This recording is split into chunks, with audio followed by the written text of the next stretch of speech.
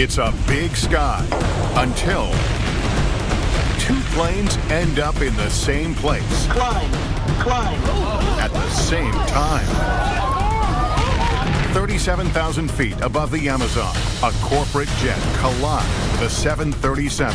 Every atom in my body I felt kind of implode. 1 mile above New York City, a DC-8 tears into the fuselage of a Lockheed Constellation. Bang! I jumped up and I ran, and I never looked back.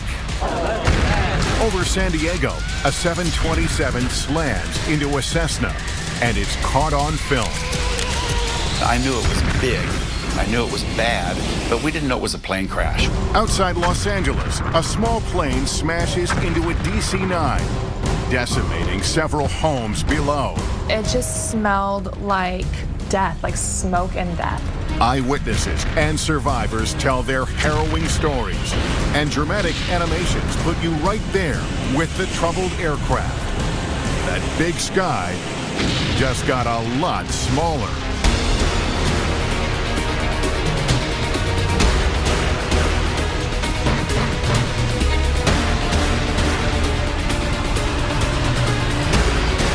Why planes crash.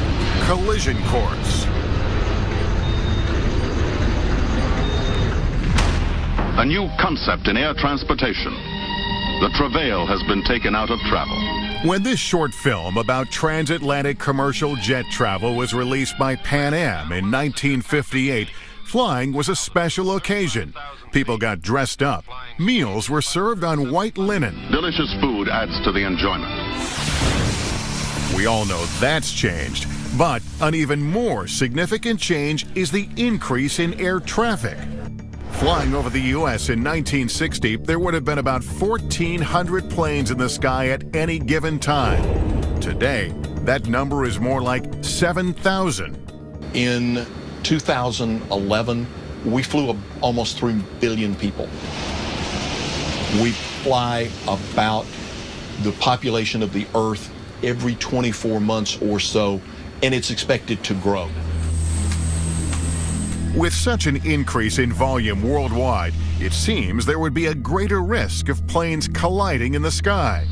But technology is more sophisticated than ever, so these types of accidents are actually less frequent than in the earlier days of passenger jet travel.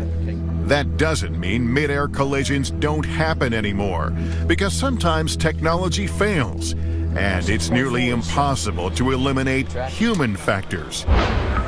In 2006, this plays out with catastrophic consequences for two planes flying over the Amazon, a Boeing 737 and a private corporate jet.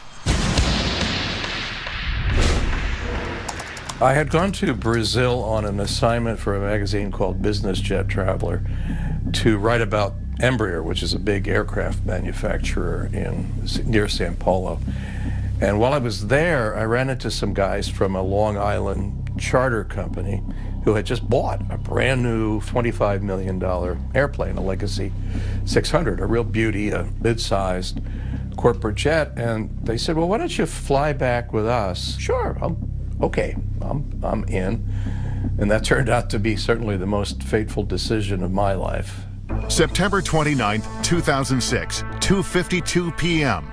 The Legacy, tail number 600 X-Ray Lima, takes off from the Brazilian city of São José dos Campos.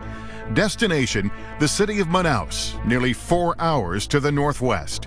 Air traffic control instructs the Legacy to fly at 37,000 feet, where it levels off by 3:33 p.m.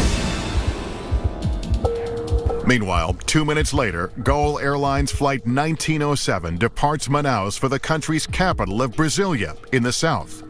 Within half an hour, the Gol plane, a Boeing 737, reaches its assigned cruising altitude, 37,000 feet. The 737 is heading southeast.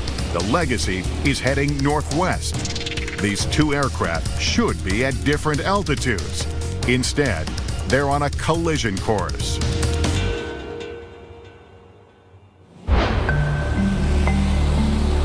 It was a beautiful day, some puffy white clouds in the sky, but nothing obscuring our view.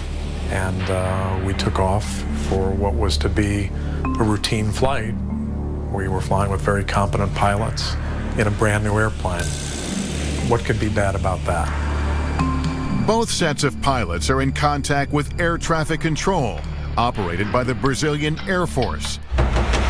But starting at 4:02 p.m. northwest of Brasilia, there's a problem. The Legacy's radar data is no longer being received by air traffic control. At some point during the flight, the transponder, which provides altitude information to the controller, inadvertently disappeared. A transponder is critical, not only to relay key information to air traffic control and nearby planes, but also in order to enable TCAS, the Traffic Alert and Collision Avoidance System, which warns pilots when another plane is too close. Traffic. And advises preventive action. Climb.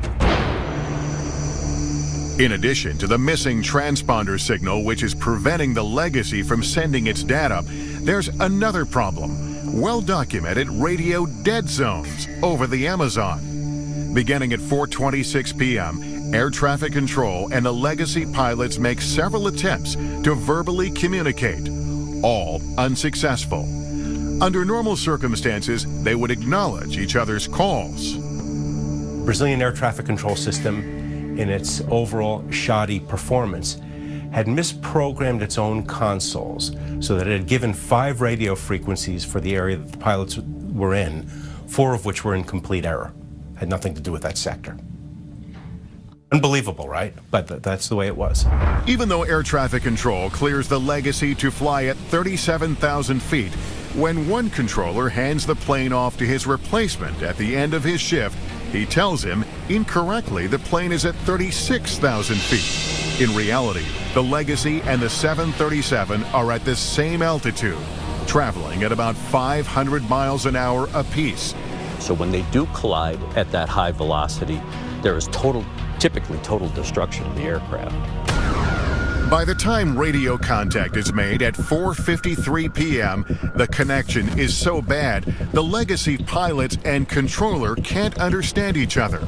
The planes are closing in. Everybody was sort of dozing or working. I hear and feel bang. And the loudest noise I've ever heard, now I was in Vietnam and I've heard bombs, just bang.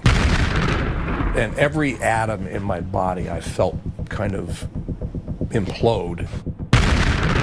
Because of the angle at which the planes collide, the 737, though much larger, takes a far worse hit than the Legacy. One of the wings, which has a winglet on it, actually sliced through the 737 wing.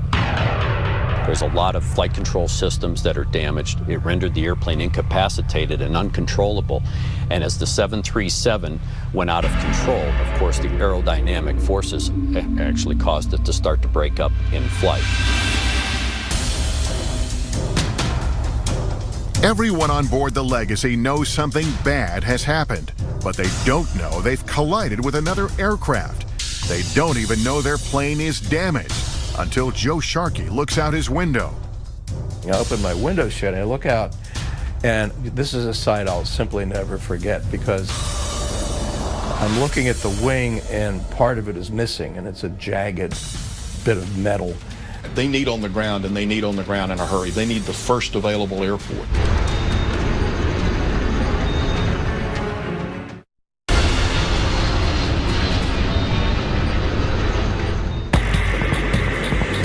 September 29, 2006, 7 miles above the Brazilian Amazon, a 737 collides with an Embraer Legacy. It's a devastating accident. The 737 is rendered uncontrollable and plummets toward the ground. But the Legacy is still in flight, its left winglet gone and horizontal stabilizer damaged. As the pilots struggle to fly the plane, no one on board knows there's been a mid-air collision. What they do know is they're in trouble. To think that you may not see your family, or that they're going to read about you and see about your death and on TV and on the newspaper, it was a horrible thought. I wrote a note to my wife and figured, well, maybe they'll find the note. I said, I love you. Our time together has been golden. And, you know, I'm sorry I'm going to die, but, you know, I said it in a way that was nice. Like most plane crashes, a series of events, not just one, led to the collision over Brazil. Two planes fly straight toward each other after air traffic control put them at the same altitude. Radio black holes over the Amazon limit communication between controllers and the legacy pilots. And for nearly 1 hour before the collision, the Legacy's transponder doesn't transmit. So two controllers working back-to-back shifts don't receive its signals. A competent controller would spot that within 2 or 3 sweeps. There's a sweep every 10 seconds, within 20 or 30 seconds. This plane disappeared in that sense for 50 minutes, not 20 or 30 seconds. Within 3 minutes of the impact, the transponder is reactivated. But the Legacy is now compromised. It needs to land soon. The longest 35 minutes I've ever spent in my life, you know, wondering, were we going to make it down safely, wondering with every turn, would they lose control of the airplane? The closest runway is a military base, literally an airstrip in the middle of the jungle. As the pilots desperately try to get the plane there, it's a white-knuckle moment for everyone on board. We were within 5 minutes of not flying anymore. It was clear, the trees were coming closer and closer, and I thought, well, here we go.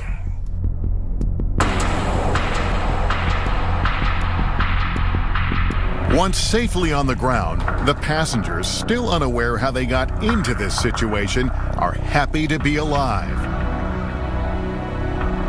But hours later, they learn they've been involved in a mid-air collision with a 737, that the jet crashed in the jungle, and 154 people perished, and the mood quickly turns.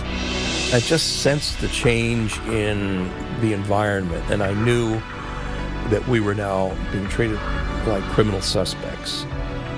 Following the crash, there are protests in Brazil, with relatives of victims demanding more information about the crash. Writer Joe Sharkey says much of the anger turns toward the American survivors. Crazy rumors were starting to fly in Brazil. Among them was that at the time of the accident, because the reporter, was on board, it was a brand new plane, the two American pilots were flying loop-de-loops to show the plane off over the central Amazon, causing the disaster. Now that's crazy. Of course, when the plane's instruments were studied, it was clear that the plane had been steady as a rock at 37,000 feet. Joe Sharkey is held in Brazil for 2 days. The pilots, Joe Lepore and Jan Palladino, are held for more than 2 months. When they are finally allowed to leave the country on December 9th, 2006, they receive a warm welcome back at their company headquarters in Long Island, New York. But the pilots' problems are far from over. 9 months after the accident, the Brazilian government indicts the American pilots, as well as 4 of its own air traffic controllers, for exposing an aircraft to danger. The international aviation community has come out strongly against criminalizing accidents. We have to know what they were thinking, what decisions they were making, why they acted the way they did.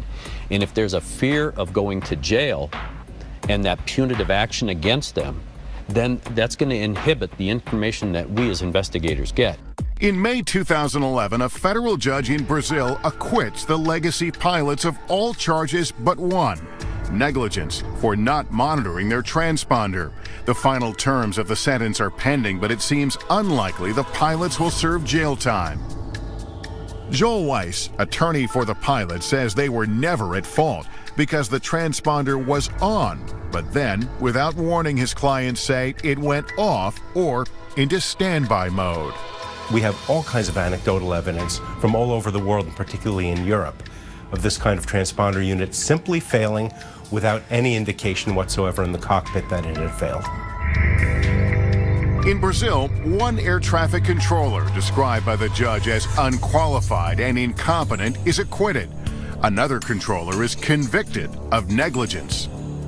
In its final report, SNIPA, Brazil's NTSB equivalent, acknowledges the failures of the Brazilian controllers as well as the legacy pilots, stating that both parties should have become aware of the loss of radio communication far sooner than they did. In an email, SNIPA's press office states their accident investigation does not establish responsibility or guilt, but identifies the contributing factors with the primary objective being prevention. When we come back, more mid-air collisions over two of America's biggest cities. I jumped up and I ran, and I never looked back.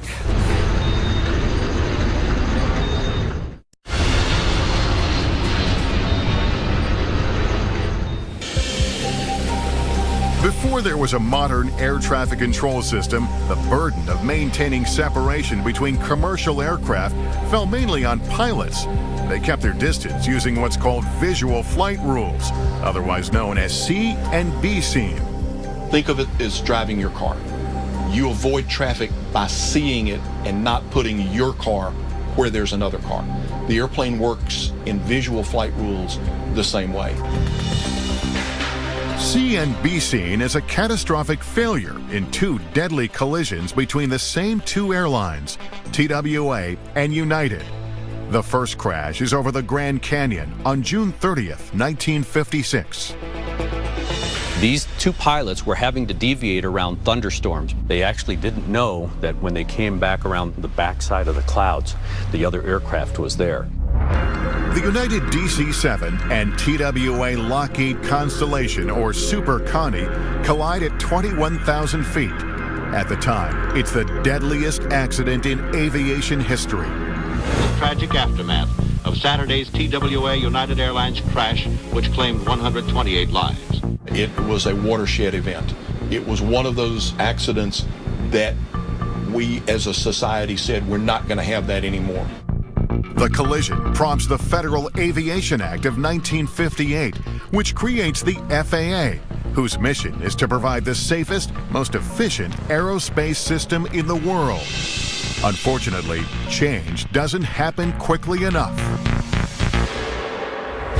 It's a dreary December morning in 1960 when TWA and United have another catastrophic incident, this time over New York City. 10:25 a.m., air traffic control alters the route of United Flight 826, a DC-8 shaving 11 miles off its path to New York's LaGuardia Airport. 10:30 a.m., United is at 14,000 feet and cleared to descend to 5. At the same moment, TWA Flight 266, a Super Connie like the one that crashed over the Grand Canyon, is heading to Idlewild Airport, known now as JFK. It's coming through 8,000 feet. United is told to head to a specific navigational fix or intersection, where it's to enter a holding pattern and await further instructions. But there are problems. The plane has two navigational instruments used at the time to determine position. One of them isn't working. And the plane is also traveling more than 500 miles per hour, a speed later determined to be excessive. And the DC-8 flies past its clearance. I would equate it to driving down a street. If you know where you are and you know the second left turn is the turn you need to make, that's great. But if you didn't see the first road to the left, you would drive beyond it because you didn't recognize the first cue. At 10:33 a.m., LaGuardia Tower advises TWA of traffic off to its right. No one realizes it, but the United DC-8 is heading straight for them. Then, 7 seconds later, as both planes approach 5,000, there's a brutal collision. One of the DC-8's engines tears through the fuselage of the Super Connie.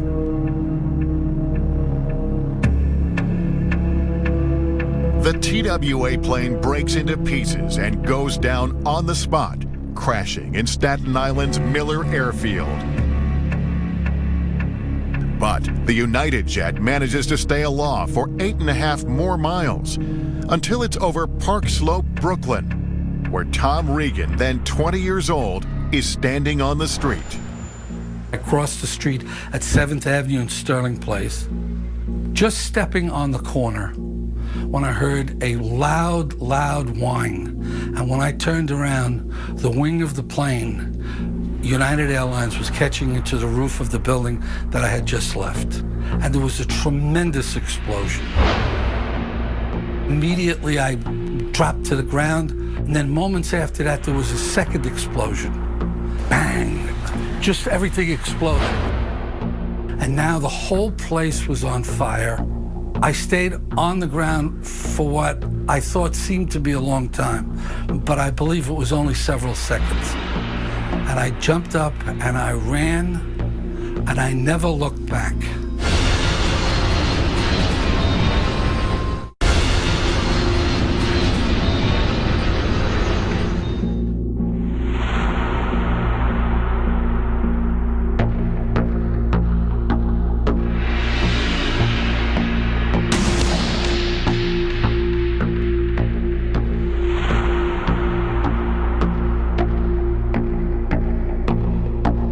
There was a tremendous explosion.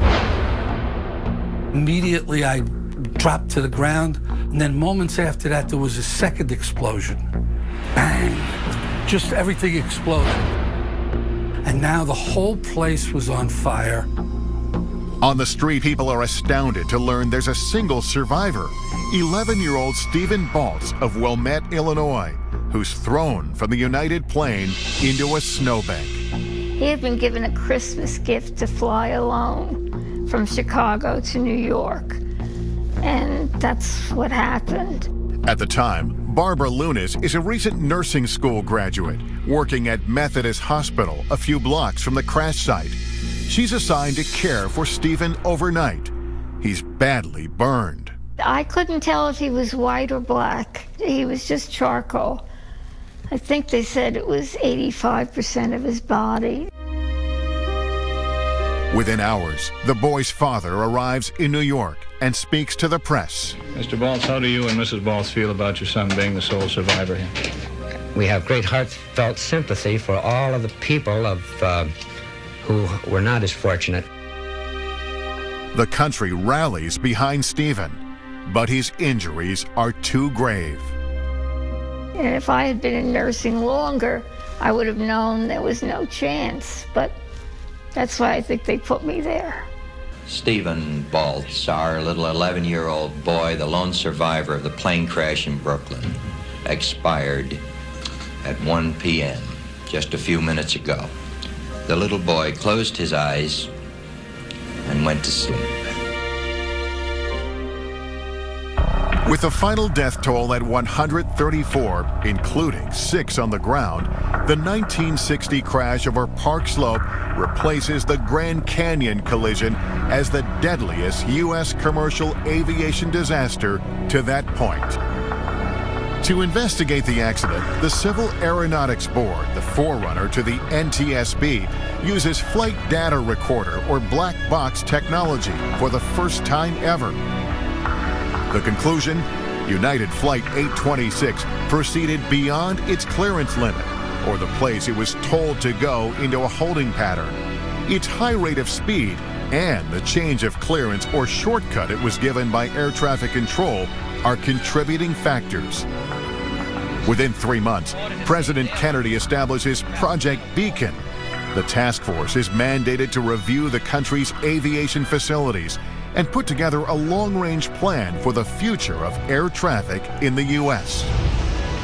Like building blocks, each mid-air collision has helped make the skies safer. So much safer, in fact, that according to an MIT study, technology has advanced to the point where we can expect only one mid-air collision every 100 million flight hours. The last time 2 commercial jets collided over the U.S. was the 1960 accident above New York City. Since then, there have been 3 more mid-air collisions, all involving 1 large aircraft and 1 small. In 1967, Mary Schulte's father is at the helm of a Piedmont Airlines Boeing 727, which collides with a twin Cessna over North Carolina, killing 82 people. 2 pilots show up at the front door, ring the doorbell, and inform my mother that my father's plane had crashed. And I told him that couldn't be true because he was the best pilot.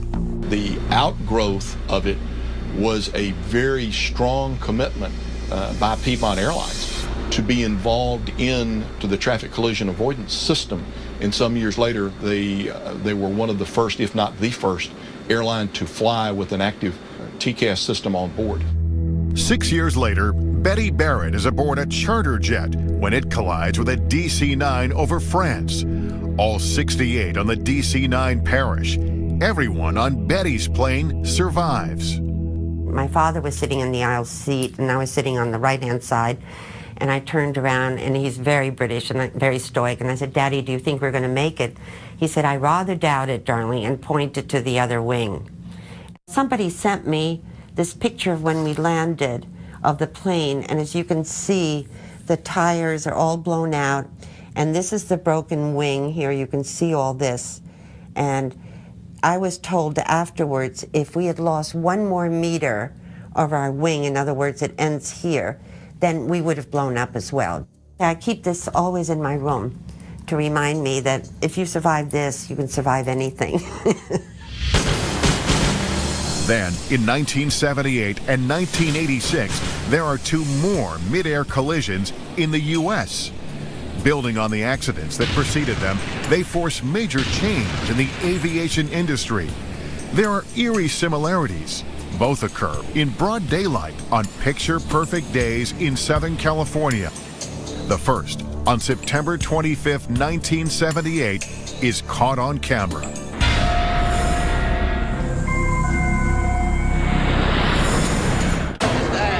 We heard a loud crash overhead and looked up to see part of a small Cessna airplane spinning to the ground. Then suddenly we heard a thunderous crash that sounded like a bomb hitting. No one knows it yet, but 17 seconds earlier, half a mile above them, the private plane has collided with a Boeing 727, Pacific Southwest Airlines PSA Flight 182. Did you see it over there? Come on, get in the car. I see it. Come on, take this. At the moment of impact, NBC Channel 39 reporter John Britton and his cameraman Stephen Howell are covering a press conference just a few blocks away in the residential San Diego neighborhood. John and I were on a standard news story. I'm shooting shots of gas station pumps. Well, I was standing about right here. Steve, the cameraman, was right behind me, and County Supervisor Lucille Moore was standing about right here. I was interviewing Lucille, standing here, and all of a sudden, you know, we hear this big...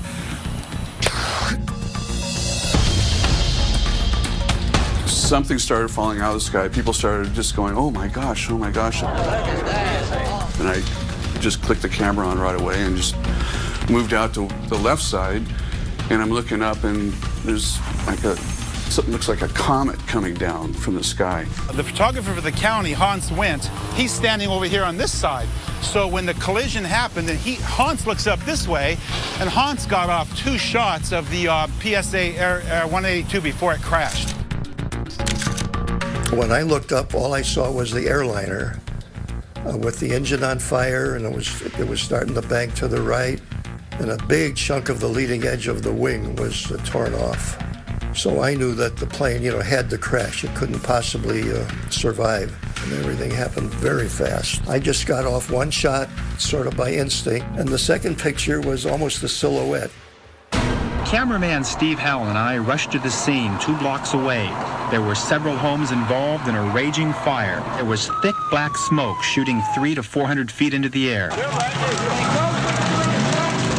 This is a wall of flames. I'm going, it must have been a gas main or something, you know. I mean, how could this be? This was the largest thing that had ever happened to me in my news career to that point, and I knew it was big, I knew it was bad, but we didn't know it was a plane crash. When we come back, how an assumption leads to tragedy. They're required to tell air traffic control that they no longer have the Cessna in sight. That didn't happen.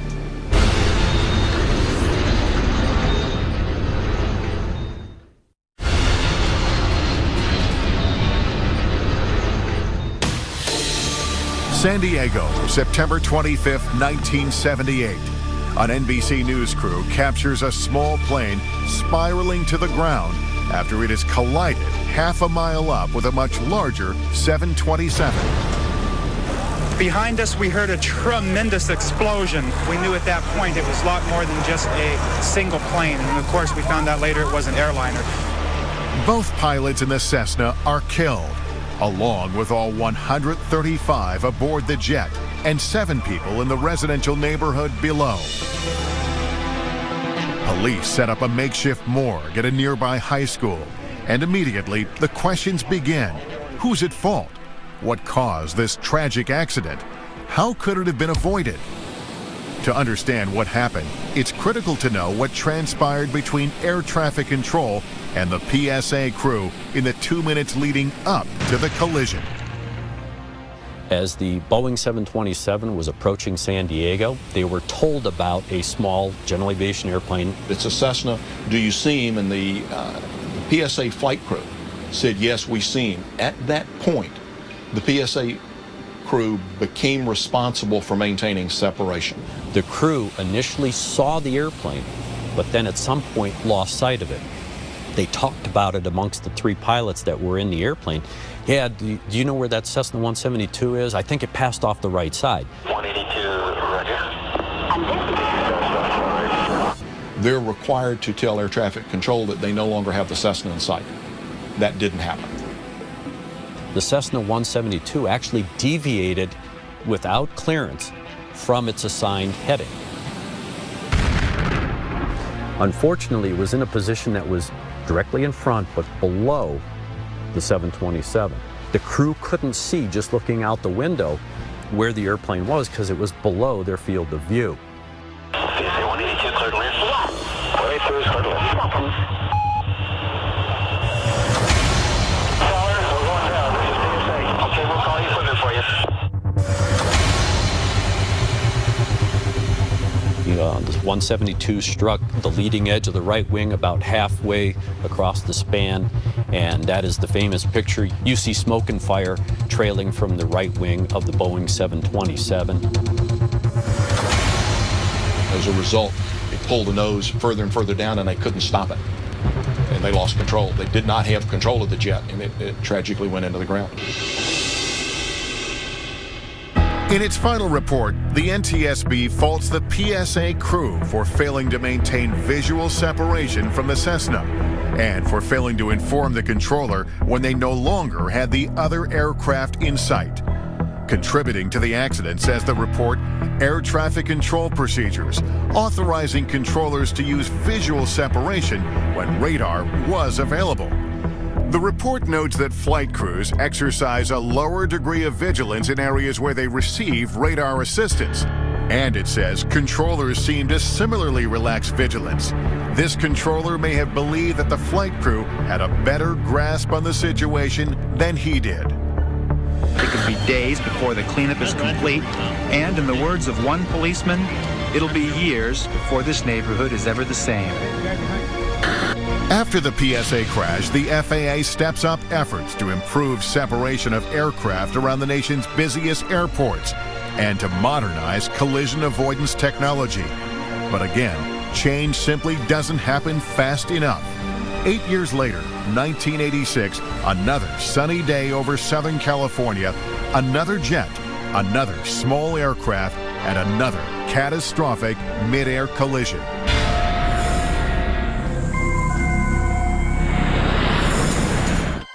It was a Sunday. It was in August. And my brother and I were playing on the driveway. My father was sitting on the lawn, and we were on our bikes. And I remember my brother just very casually said, "Look, there's a plane on fire, and it's coming down on our house." 6,500 feet above Cerritos, California, a suburb east of Los Angeles, a privately owned Piper Archer has strayed into the path of Aeromexico Flight 498, a DC-9 with 64 people on board. At the time, Corinne Kingsbury is 5 years old. My father came and swooped us and brought us into the garage. And our garage door was obviously open. And he said to us, "We're going to die." I remember it shook the ground and it just exploded. 8 homes destroyed, 5 more severely damaged. 24 dead on the ground, and that number may go higher. I also remember seeing body parts and seats and people still in seats. It just smelled like death, like smoke and death. Corinne's house is spared, but many other homes in the neighborhood are not. When we come back, after the second mid-air collision in 8 years, a public outcry for change amid heartbreaking loss. I mean, who thinks your family's going to die in a plane crash, really? I mean, car accidents, not a plane crash.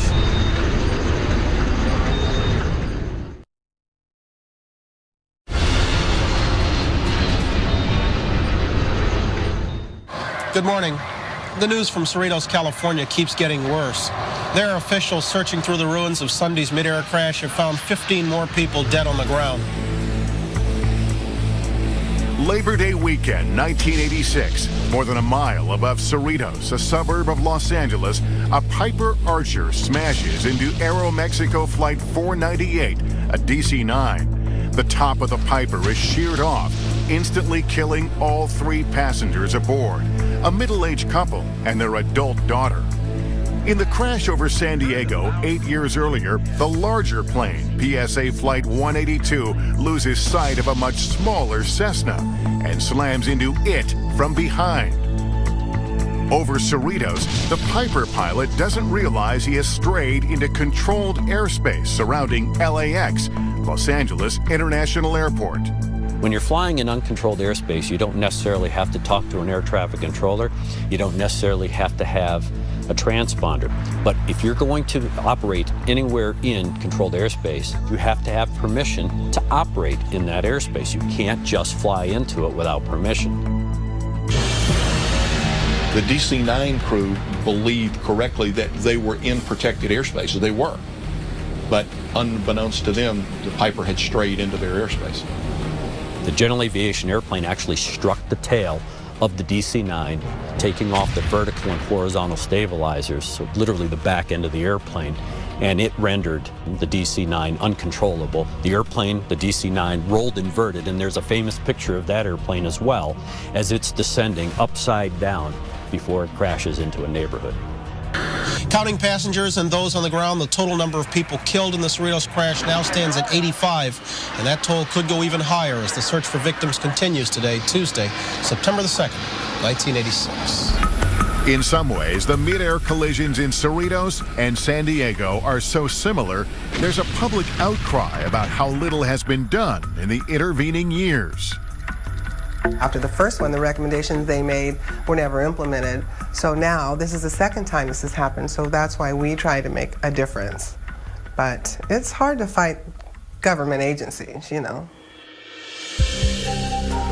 Denise Guzman's family is particularly hard hit by the Cerritos tragedy. Her father-in-law, uncle, 2 nephews, and a family friend are on Flight 498, returning from a fishing trip in Mexico. Her husband is supposed to be with them, but misses the trip to attend a funeral. When the plane crashes, part of the family is already waiting at the airport to pick them up. Instead, they head to the crash site. I mean, it was an inferno, and you knew there was nobody going to survive that. I think my husband might have had a little hope, you know, are there any survivors, you know, but I knew immediately that this was not going to have a good ending. In the neighborhood struck by disaster, the search for the missing goes on. Who thinks your family's going to die in a plane crash, really? I mean, car accidents, not a plane crash. It's just like unheard of. How could that happen? and in our own neighborhood. That's what's really ironic, our own neighborhood. Probable cause, as stated in the final NTSB report, limitations of the air traffic control system to provide collision protection, and the inadvertent and unauthorized entry of the private plane into the Los Angeles terminal control area. With the knowledge gained from each mid-air collision, change has been on the horizon for decades. But the Aeromexico crash over Cerritos brings it all home. By 1989, all aircraft operating up to 10,000 feet within 30 miles of terminal control areas must be equipped with transponders that convey altitude information. By 1993, all commercial carrier aircraft with 10 seats or more operating within U.S. airspace are equipped with traffic alert and collision avoidance systems, TCAS. The culmination beginning back with Piedmont Flight 22 going through the PSA accident and then finally through the Cerritos accident were all building blocks to promote this technology, which evolved into the modern system of TCAS, which is a great predictive tool. The FAA really had to take the bull by the horn, if you will, and do something to try and prevent these accidents from occurring. We increased or enhanced radar coverage. We enhanced air traffic control communication with flight crews.